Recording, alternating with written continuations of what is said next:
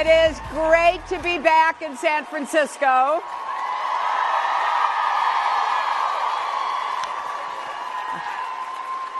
A place that has a big spot in my heart, and to be able to speak with all of you this afternoon. Please be seated, and you can jump up and down. You know, it's been a wonderful but long day, I hear. I want to thank Anne, not just for her kind introduction, but for exemplifying the kind of creative, entrepreneurial leadership that she has demonstrated and that so many of you are also part of. I want to thank Alexandra Roddy for her leadership and all she's done to make this event such a success. I am thrilled to be out of the woods.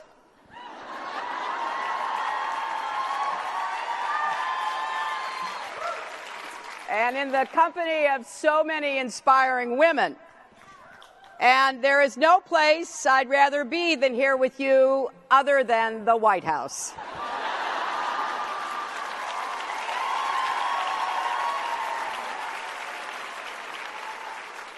But let's remember what brought all of us here for the 28th convening of this event. Back in the 1980s, my friend, Congresswoman Jackie Speier, started bringing together groups of women for networking and professional development for support. Now, that might not seem radical at all today, but at the time, it was pretty revolutionary. And Jackie Speier herself exemplifies a life of commitment and service. She has to be in Congress for votes, but let's show our appreciation for her visionary leadership with a round of applause she can hear all the way back in D.C.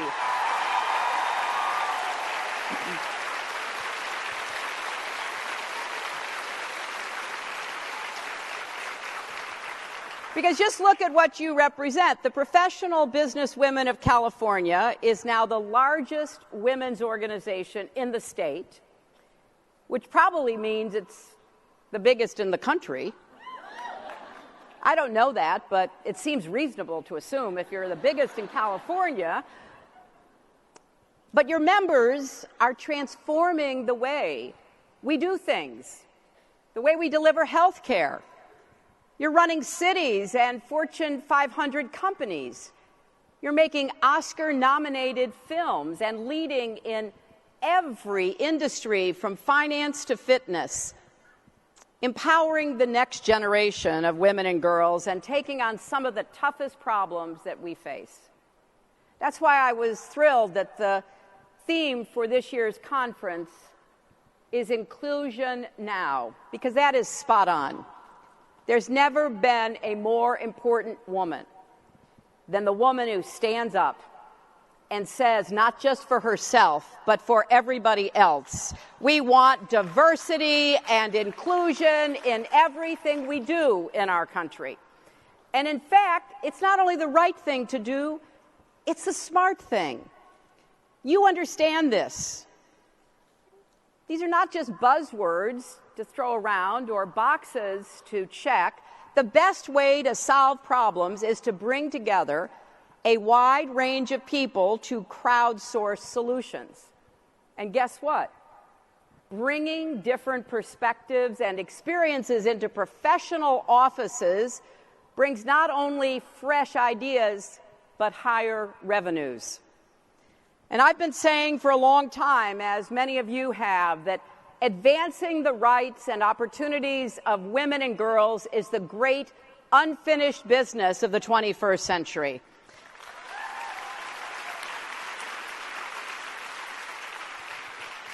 And some days, I admit, it seems like it may be even more unfinished than we hoped. Because while we women have made strides in education and careers, there's still a woeful lack of women in the upper reaches of science and technology, business and education, not to mention politics and government. Women's representation in the current administration in Washington, for example, is the lowest it's been in a generation. But even in a state like California, that is ahead of the curve in so many ways, the number of women serving in the state legislature is at a 20-year low. And women in the private sector, particularly women of color, still struggle for representation in the C-suite and boardrooms. But I am here today to urge us not to grow tired, not to be discouraged and disappointed, not to throw up our hands because change isn't happening fast enough, or to even take a pass because we think we've done our part. We need more women at any table, on any conference call, or email chain where decisions are made. And a big part of that is encouraging more women to run for office and pushing the private sector to do a lot better than it currently is. But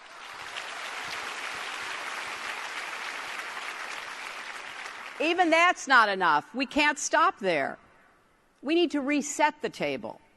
So women are no longer required to accept or adapt to discrimination and sexism at work.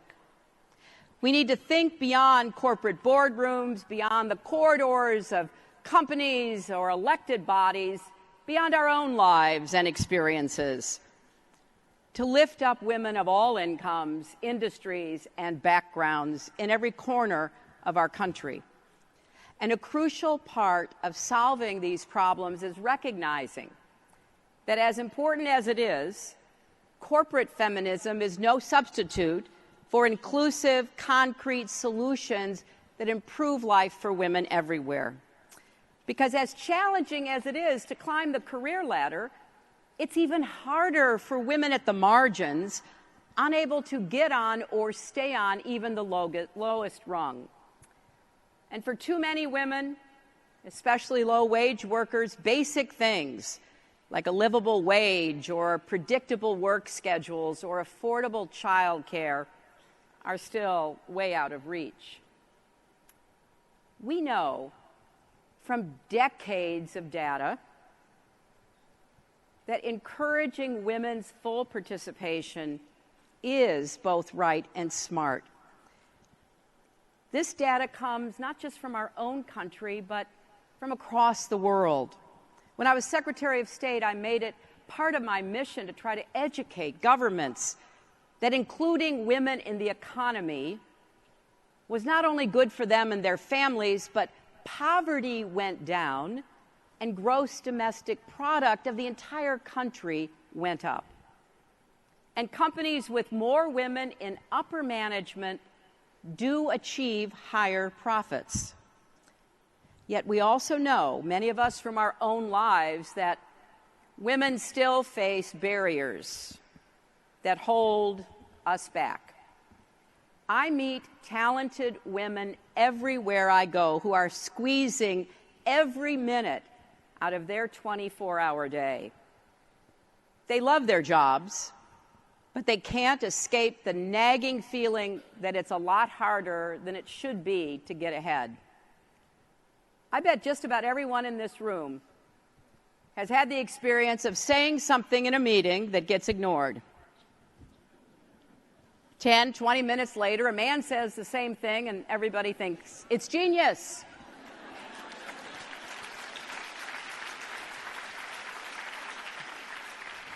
And I think we should pool our respective reactions so that you have right at your fingertips exactly what to say. Nice thought. A little slow on the uptake, but good idea.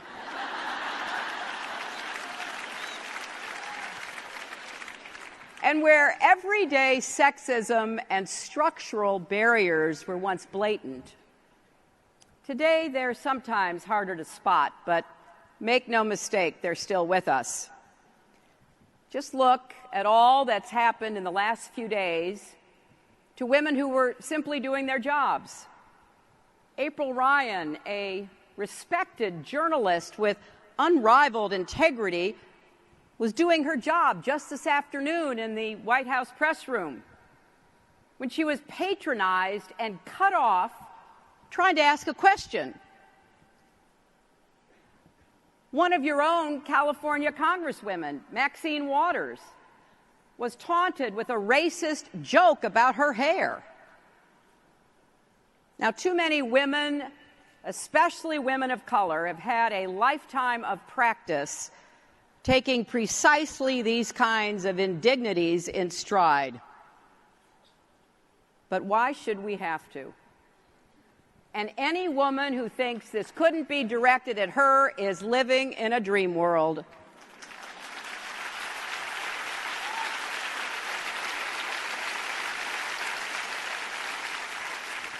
I mean, it's not like I didn't know all the nasty things they were saying about me.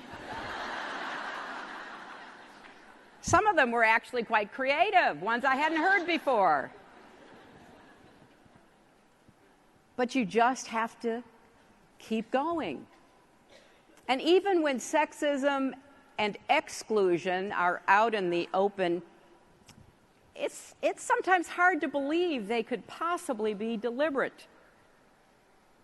Recently, photos have been making the rounds on social media showing groups of men in Washington making decisions about women's health. Decisions to strip away coverage for pregnancy and maternity care, or limit access to reproductive health care around the globe. We shake our heads and think, how could they not have invited any women to the table? Well, a provocative opinion piece in the New York Times this week argues that it may not be an oversight at all, but an intentional signal. Don't worry, the men are in charge of everything. My favorite sort of take on these pictures, maybe you saw it, was the one of dogs sitting around an oval table. And the caption was, "Discussing feline care." I like that. But it is a cruel irony that stereotypes and bias run rampant, even at companies that pride themselves on being forward-thinking.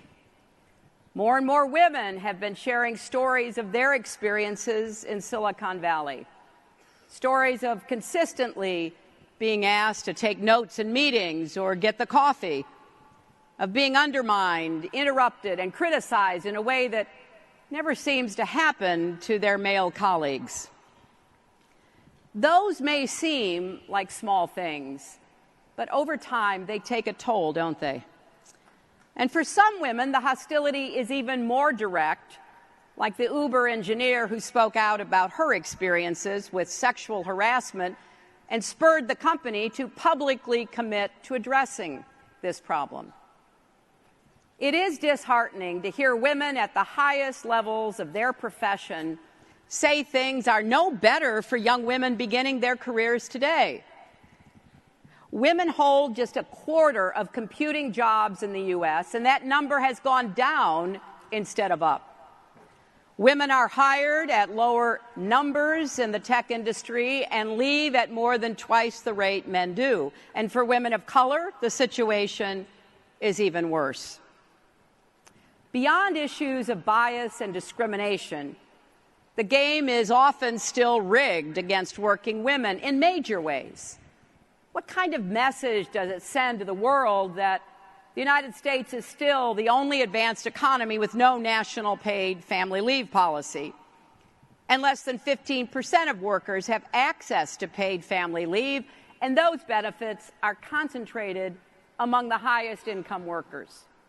You know, it was actually a little better before people knew what was going on. I remember I was a young law partner when I was pregnant, and, you know, that was a long time ago.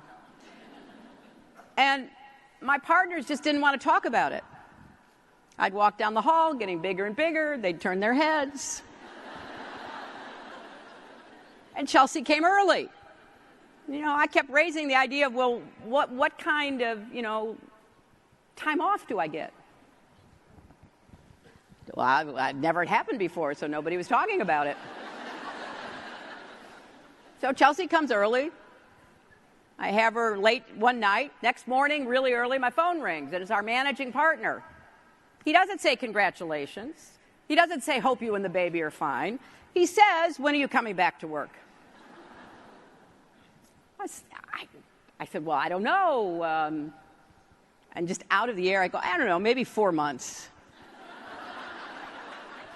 Well, he had no idea because he had never talked about it with anybody before.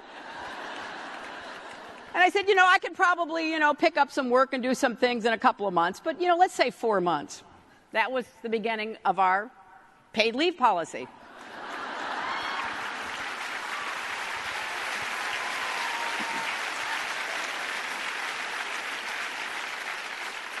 But then I was discouraged to read a recent survey that despite progress in some industries, companies on the whole are actually offering less paid time off now than they were a decade ago. And for too many companies that do offer family leave, it doesn't apply to fathers or LGBT couples or adoptive parents. And that's kind of strange for people in California because you've had more than a decade of evidence that offering paid family leave doesn't hurt business. In fact, it helps companies compete for top talent and to retain employees. The benefits outweigh the costs. So why is it that companies still aren't doing all they can to support working parents? As a candidate for president, I put out a comprehensive plan. I don't expect you to remember that. In fact, there was a recent study showing that none of my plans were really publicized or talked about. So that gives me, something for speeches for at least a decade. Now,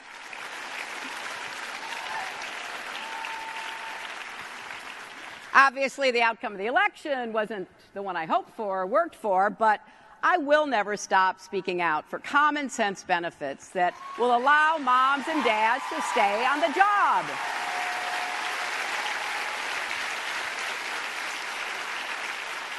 After all, I think it's fair to say no good idea has ever become a reality overnight.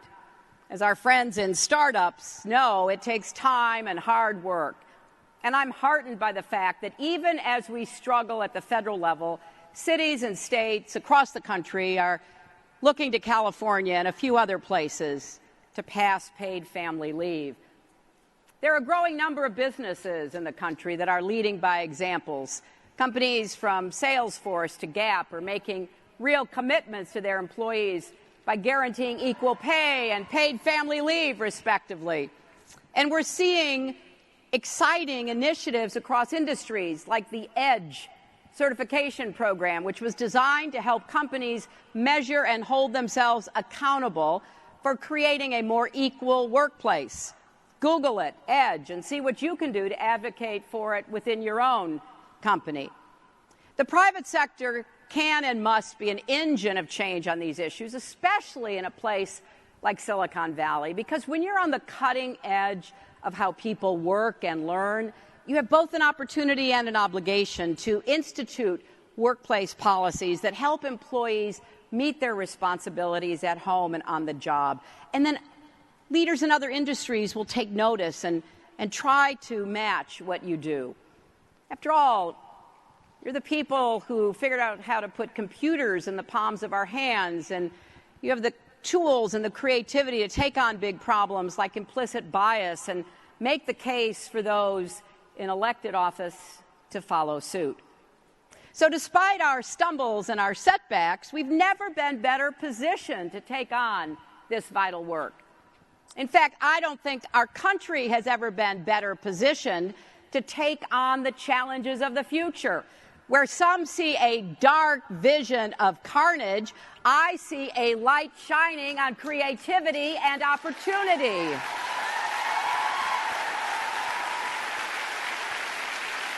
Now, we saw that in real time the day after the inauguration, when millions of women and men from all walks of life marched for women's equality, visibility, and inclusion.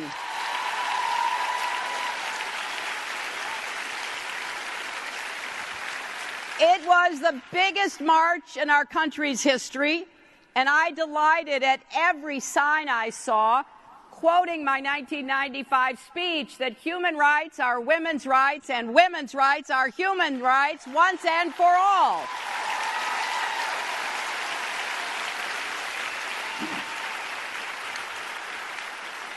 Now, afterwards, there were plenty of people, as you might expect, who wondered whether that level of energy and enthusiasm could be sustained and whether it would make any difference. Well, I am here to tell you, last week we saw the first indication that the answer to both of those questions is yes.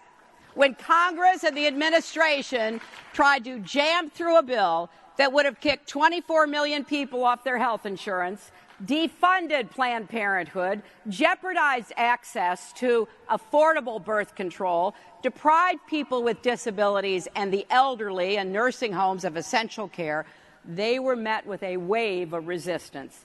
People who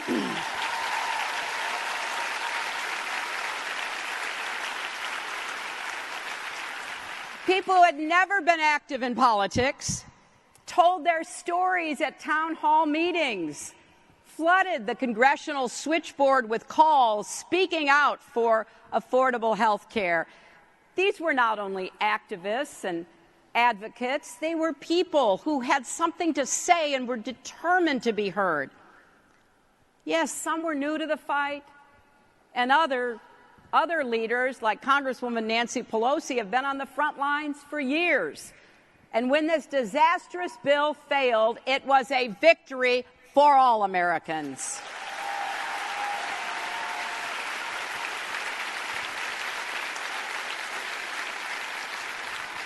But let me let you in on a little secret. The other side never quits. Sooner or later, they'll try again. We will need to fight back twice as hard, not for the sake of politics, but because these are bad policies that will hurt people and take our country in the wrong direction. You know, there's a little mantra I've been repeating to myself lately. It's a little silly, the kind of thing that pops into your head when you take a lot of long walks in the woods. But as I think about the outpouring of activism we're seeing, despite all the noise and the nonsense, 4 words keep coming back to me: resist, insist, persist, enlist. We need to resist actions that go against our values as Americans, whether that's attacking immigrants and refugees, denying climate change, or passing bogus laws that make it harder for people to vote in elections. We need to resist bias and bullying. We need to resist hate and fear. And we need to insist on putting people first, including by working together to make health care more affordable, to build on what works, to create better and more upwardly mobile education and employment ladders, to insist that we can do better. That's who we are. We're always pushing toward that more perfect union.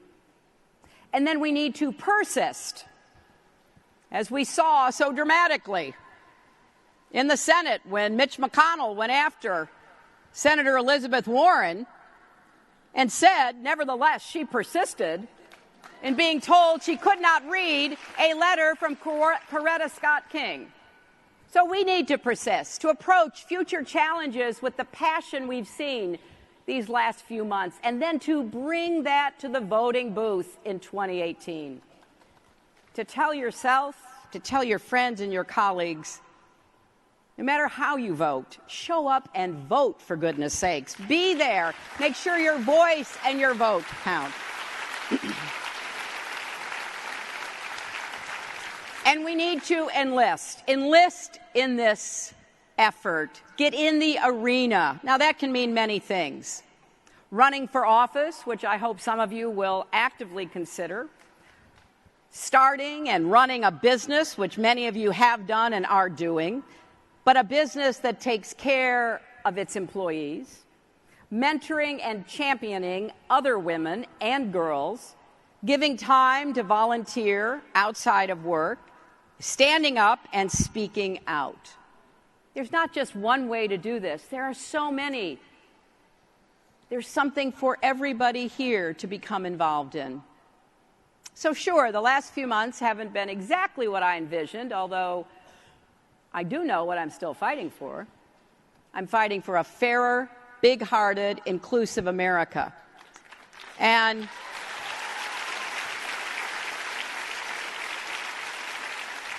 the unfinished business of the 21st century can't wait any longer. Now is the time to demand the progress we want to see and to work together to make it real in our own lives, in our businesses, in our government, in our families, our country, and the world. And I'll be right there with you every step of the way. Thank you all very much.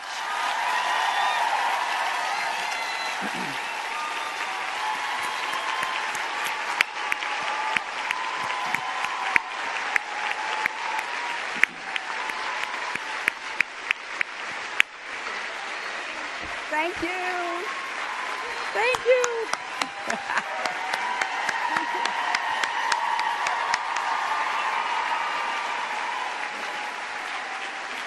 Okay. Madam Secretary, we have so much more, so please have a seat because we have more. If you love that, you're going to love what's coming up next. Our audience is dying to hear more from Madam Secretary Clinton. We thought that we would let them see a little bit more personal side, so we've invited a good friend of Mrs. Clinton to join her for a conversation. She was the founder of the Esprit clothing company, which was known for its visionary fusion of corporate mission and social responsibility. And today, among other things, she's an advocate for empowering, educating, and promoting leadership among women and girls. Please welcome Susie Tompkins Buell.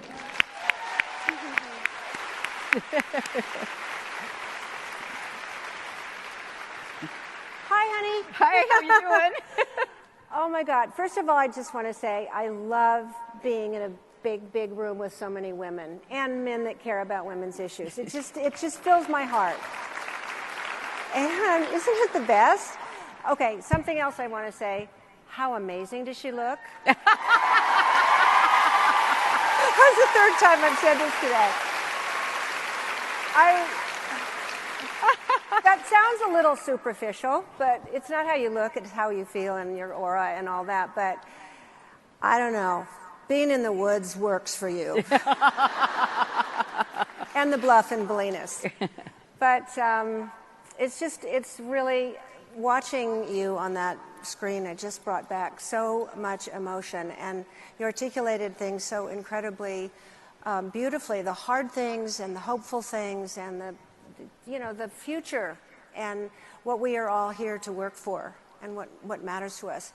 And I was particularly taken by the inclusion being the theme of today's gathering, because I often use that word to describe you. Yeah. Because I think since you were starting out, maybe before college, but that was always a part of who you were. And you have cared for others. It's in your DNA. It's like your upbringing, it's everything. And it's sincere. It is so incredibly genuine. And yes, you went to Beijing and you made this incredible, profound moment happen in history where women were encouraged and women were suddenly recognizing the fact that there was something that they could do about their futures. And that was a long time. I don't know, was it 20-some years ago? Yeah. And we've been moving beautifully. It doesn't seem like it's been fast enough, but I know your understanding and your recognition of the importance of inclusiveness. And it takes a village, and then of course stronger together. Mm-hmm. I mean, it's common sense, isn't it? So I'm just wondering where that empathy, where that understanding of that importance of working together comes from, or being together. It's interesting to me to look back, and I think it was just organic because I grew up at a time and in a place where people were joiners. We joined clubs, we joined Girl Scouts, we joined teams. And so from a very early age, I understood that, most things are a team sport. And most things in life require you to, maximize the positive, minimize the negative, but to look for ways that every person has a chance to contribute. And I've just always carried that with me. Now, some of it, as a girl growing up, I learned playing sports that you couldn't always win. That was not in the cards, and so you had to learn how to improve and how to figure out how to do better at whatever it was you were facing. But there were times when being a girl was just automatically exclusionary. We don't want girls to do this, we don't want girls to play that, we don't want girls at certain schools or certain scholarships, and that seems like ancient history to a lot of younger women today. Right. But it was very real in our lives. And I've told this story a million times, but I became fascinated by the space program and President Kennedy's emphasis on getting a man to the moon. And so I wrote to NASA and I said, how do you become an astronaut?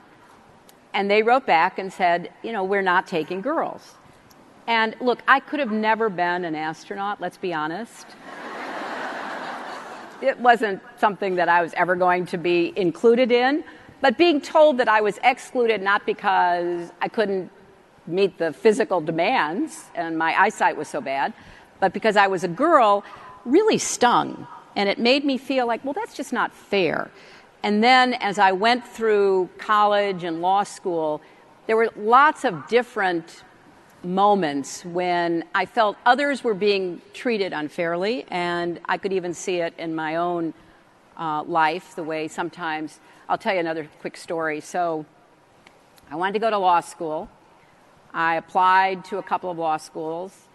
I got into Harvard Law School, and a friend of mine who was a student there called and asked me if I wanted to come to a cocktail party they were having for people who'd been admitted but hadn't yet decided. I said, sure. So I go to this cocktail party, and there's a very large, tall, distinguished guy with a literally watch chain across his vest, who is a classic, almost movie stereotype of a law school professor. And so my friend says, do you want to go meet Professor so-and-so? I sure. So I go up, and my friend says, Professor so-and-so, this is Hillary Rodham. She's trying to decide between us and our closest competitor. So the professor says, well, first of all, we don't have a closest competitor. And secondly, we don't need any more women. I mean, this was not in the 19th century. It was in the 1960s. So both from my own experience and watching others, I really was just filled with this fundamental belief that it was not only unfair, it was just plain wrong, that you would exclude people on the basis of whatever, race or gender, whatever. And then I had experiences in my own life that said, aha, one of those moments that you don't forget and you kind of keep in the furnace to fuel your efforts going forward. Mm-hmm. That's what I'm sure you a little DNA as well, because I know you are so empathetic. I'm so curious about where some of that commitment comes from. Maybe I should talk to Anne about it. She'd probably know. But some people are just born with a quality of caring, and I think you came along with that too. Well, Susie, I there may be. We'll discover, and Anne will help us with 23andMe. But we'll discover maybe there is some predilection or tendency toward some of these attributes like empathy. But honestly, I think so much of it is really rooted in how we're raised and who raises us and what messages they give us. And, I've talked about this before. My mother had a terrible childhood and upbringing. And because of that, I was, from a really young age, maybe more understanding and sympathetic to the hard road that a lot of people find themselves on.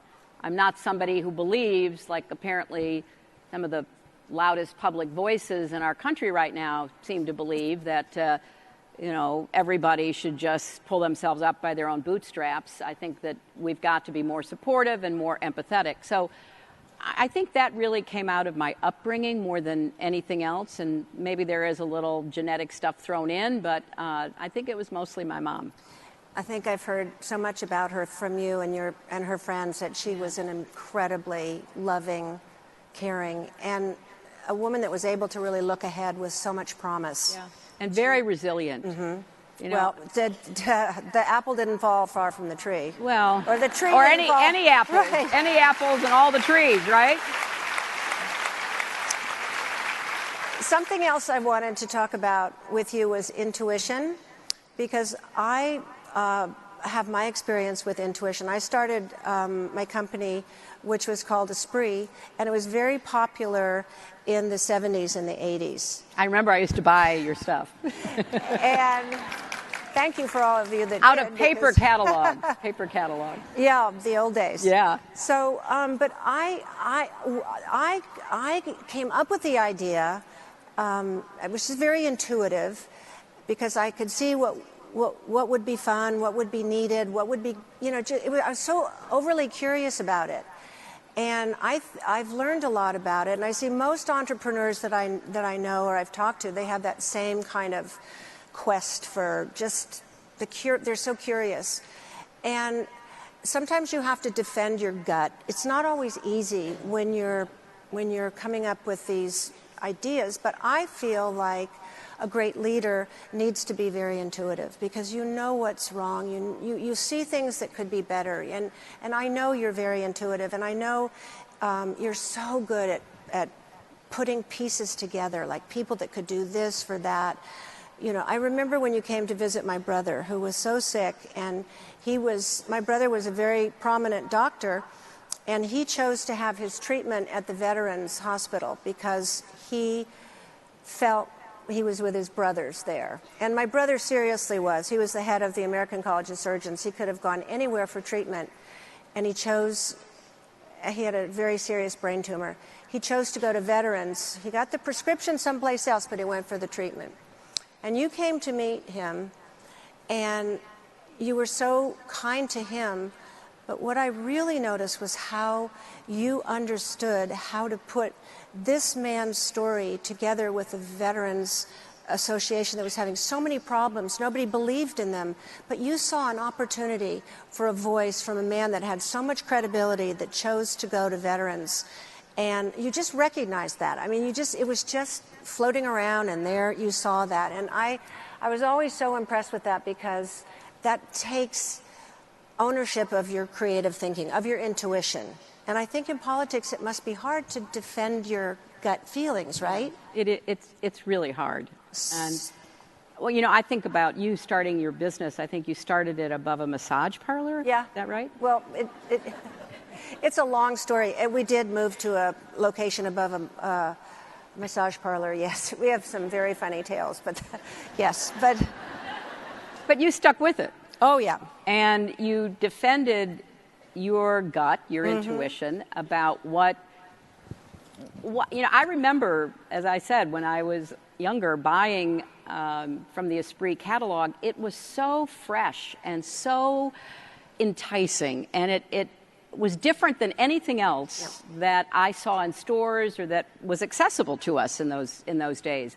So you really imbued your feeling into that. I have found in the time I've been involved actively in politics, but because before I ran for office myself, I was much more involved in not-for-profit work, like the Children's Defense Fund, or working on efforts like getting legal representation for people through the Legal Services Corporation. I've always been somebody who really does try to find a way to put together the pieces so that more people can be benefited. And it is difficult, and sometimes I've been really strong in the face of negativity about my feeling and my intuition. And sometimes I have folded. And the times that I have folded, sometimes others have been right and sometimes others have been wrong. And so you do need to test your intuition. You do need to back it up with thoughtfulness and preparation, but you shouldn't be talked out of it just because somebody else has another opinion. Right. If somebody else comes and says, you know, that's not going to work for the following 5 reasons, well, then you've got to rethink it. But if somebody comes and says, no, I don't think that's a good idea, or you shouldn't be talking about that, even though you care a lot about it. You know, in this campaign, you know, I talked a lot about common sense gun safety reform, and it was really controversial. And I had Democrats saying to me, don't talk about it so much. And so, you know, you make those judgments, and you do the best you can with the information you have, connected to who you are and what you believe in. And, you know, sometimes it works and sometimes it doesn't, but at least you try to stay as true to yourself as possible. But that's a real leader. Well, I think it's true in people's lives up and down any kind of ladder, right?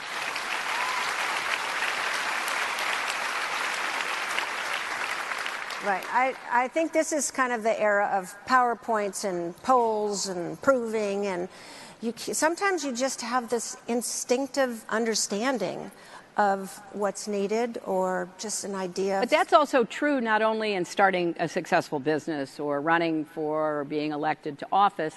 That's also true in your life. Yep. And, you know, I guess if I were to think about everything we have to do to resist and stand up to what we see attempting to be done in so many areas that we know are wrong, we know aren't in the best interests of our country, we know will hurt people, we know are largely based on ideology and denial and all the rest of it, we can't lose sight of how we treat other individuals and how we treat people in the moment we have with them. And I think, you know, when meeting your brother Tommy, which was such an incredible privilege, and hearing him talk about his service in the military and why it meant so much to him, and what he hoped to be able to exemplify by seeking treatment at a place where he was surrounded by people who understood what was one of the most critical experiences in his life, was so touching to me. And what it meant to others who he came across. Yeah, well, that was a very intuitive moment that I saw from you, where your heart was so touched, and it went right into your brain. This interaction, I think, between heart and smart in your brain is really important. And I do believe I've lived a long, wonderful, experienced life, and I have come really to believe that intuition is one of our strongest, most powerful gifts. And I think we're not confident enough. And so I think it's very important to keep track of it as we go along, when it works and when it doesn't. And you're right, if something, you can get talked out of it, but you keep it in your mind. Right. Because one day you're going to say, see, I should have. Yeah. But you can't always fight for it, because there's no proof sometimes. That's right. That's right. And I think that's especially an important message for young women. I do too. You know, there's so much information that you get barraged by every day, and there's so much negativity out there, especially on social media, and I worry that young people in general, young women in particular, can get talked out of who they are and what they believe, which is something that we all have to be aware of. I mean, all of the bullying on social media, and young women who are made to feel so worthless. And I've talked to friends here. I was up in Silicon Valley about a year and a half ago, and I was speaking to a good crowd of people, and I was calling on folks for questions, and a young woman, teenager, raised her hand, and she said, what do you think we can do about all of the teenagers committing suicide in our high school? I mean, wow. Yeah. And, you know, I asked her to talk to me a little bit more, kind of educate me about it, and, you know, basically said, look, we've got to support each other. We've got to help people who are at risk of doing harm to themselves or feeling that there's no future for them. And after it was over, a mother and another teenager came up to see me, and the mother said, I really appreciated your answer to the other young woman, and my daughter wanted to meet you. And I looked at her, and I could see that she was a young person who'd been struggling. And so I said to her, did that question really hit home for you? And she said, yes. She said, I've been really, really struggling. I said, are you getting the help you need? And she looked up at her mom, and this was such an incredible moment as a mother and a grandmother. She looked at her mom. She was, yes, my mom is really helping me. And I said, well, I hope that you'll stay with it and you get through it and really find what is important to you. But those moments when I think about my life and my running for office and the things that I've done, trying to find in those just brief interactions sometimes a chance to either reach out to somebody or have somebody reach out to you. If you just take a couple of minutes of your time to tune in to what they're feeling, and it may not make a difference, but it could make all the difference in the world. And I've seen that. I've had people say to me, they talk about their experiences, how the teacher, while the child was suffering from some terrible home situation, a teacher basically said, I believe in you. And now the person telling me the story is, 25 years old and has come out of a terrible background because somebody was his champion. So there are so many stories like that. I bet we could spend hours hearing stories like that from the people in this crowd.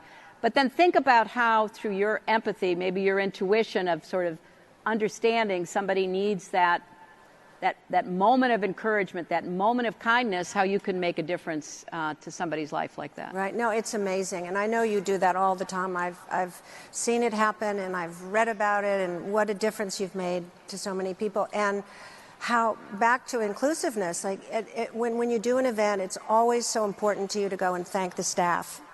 And that is such a beautiful quality. It makes such a difference to people. I've talked to them about it. They can't believe it that you are so concerned and caring about their lives. And Cindy, I want to say something about that because one of the biggest problems we face in the country is inequality.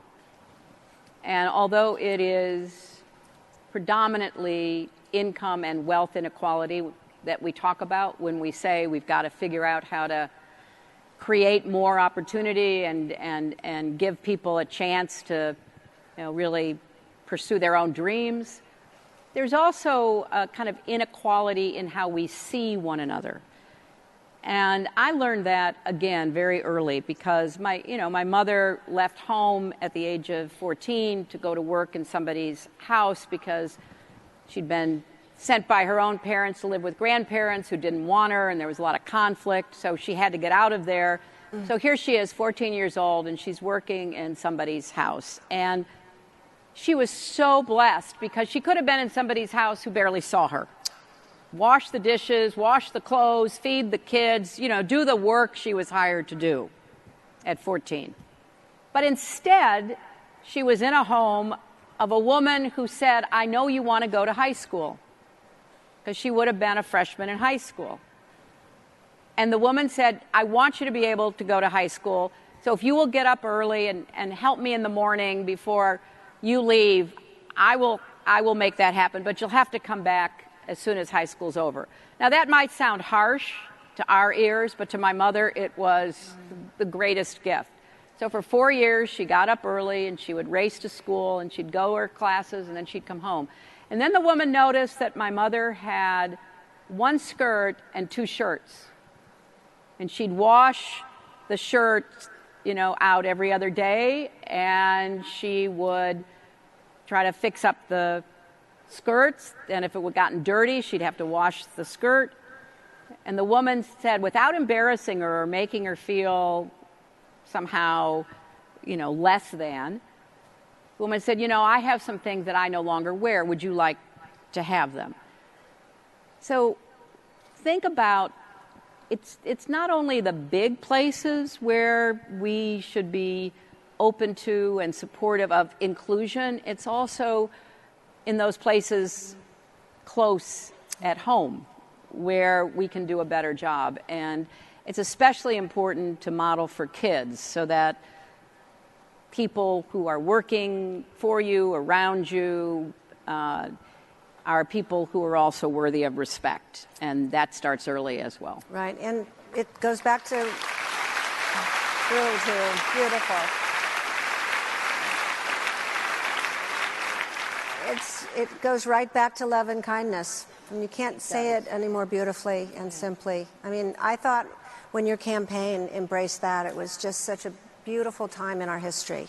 Well, you know, it would have been more beautiful if we'd won. Well, but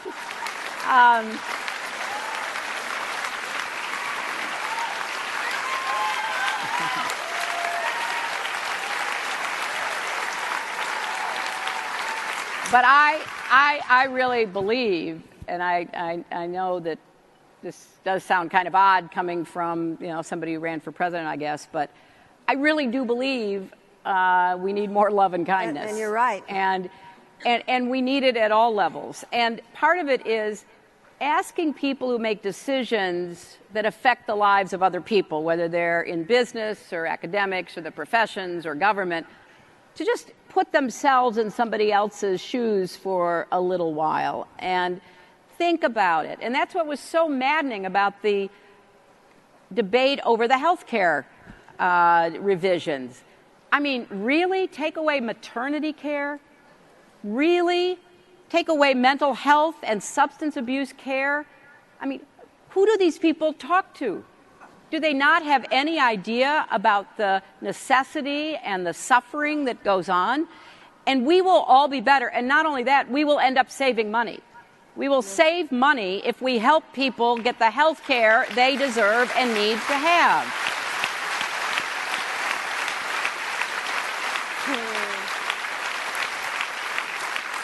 I think we could sit here, and all of you would sit here for hours just to hear all of your insightful, beautiful words. No, it's true. But I'm kind of being gestured to that we have to wrap this up. But I want to say a word about friendship, and particularly friendship among women. Oh. Susie's been my friend for 25 years or more. And she is the kind of friend who asks how you're doing, asks how your family's doing, who worries about whether you're eating right, which, you know, I'm not always doing, worries about what gets you up in the morning, what keeps you up at night. And I can't emphasize enough how important it is to have friends. Now, that sounds really simplistic, but real friends, not just people you bump into or that your kids go to school with or that you go to lunch with at work, but I mean real friends, friends that you can confide in, friends who are there no matter what happens, friends who care deeply about you, take you warts and all. And I've been blessed to have friends like that, including Susie over the years. And I just wanted to put that out there because I think it helps in so many ways to listen to yourself, your intuition, to understand how you can make the right decisions for yourself, for your family, for your job, whatever it might be. So I just wanted to put in a big plug for friendship. And the only way I can say it is friendship among women, because that's what I've got, are my women friends.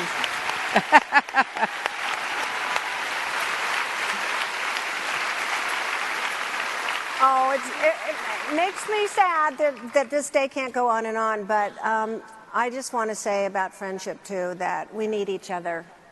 And we inspire each other, we love each other, and we just can never give enough love to our friends. It's like we need it, you know? And so I just am so happy to be with 6,000 friends. And to share this moment. And Hillary, thank you for what you have done for all. Anne said it so beautifully. And how you have changed our lives and how you've brightened our lives and given us so much hope and direction.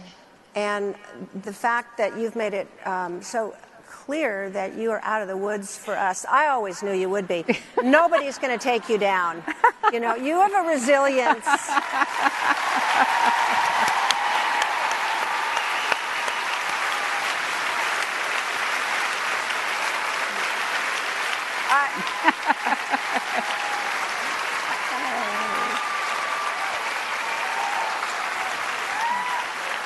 Well, I think it's nature and nurture, and I want to talk to you about that someday. Nature and nurture, because your mother showed you, but she also gave you a great gift of understanding how to do this by her example and how she filled your heart. So, Right. What a joyful time. Thank you.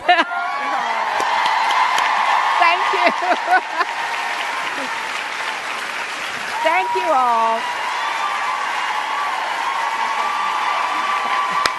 So sweet. Thank you, my dear. Oh, that was good. That was great. Thank you. Thank you.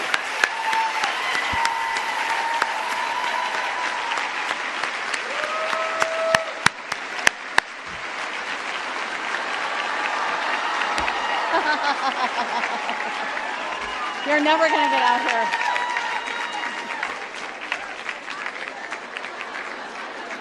You're never going to get out of here. It's up to you.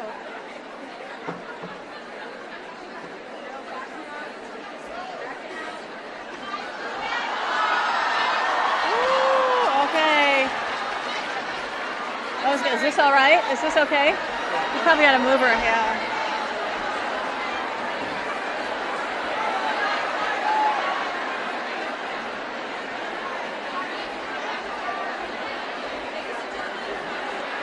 All right, ladies and gentlemen, we're going to have to let the secretary go. I know there's so much love in this room for her, and we are so grateful to her for everything she's done. But she's going to have to go.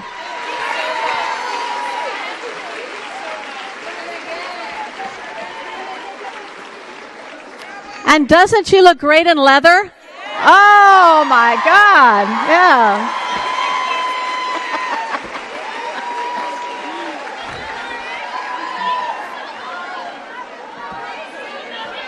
All right, everybody, as the secretary leaves the stage, we're going to let her go, stay off the stage.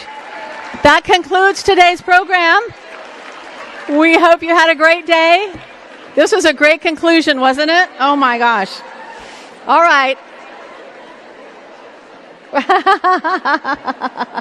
We just want to keep her safe because everybody wants to get a picture with her. No. All right, just to let you know, for those of you who are not making your way to the stage, it is now time for wine and chocolates. So we ask that you, thank you for coming.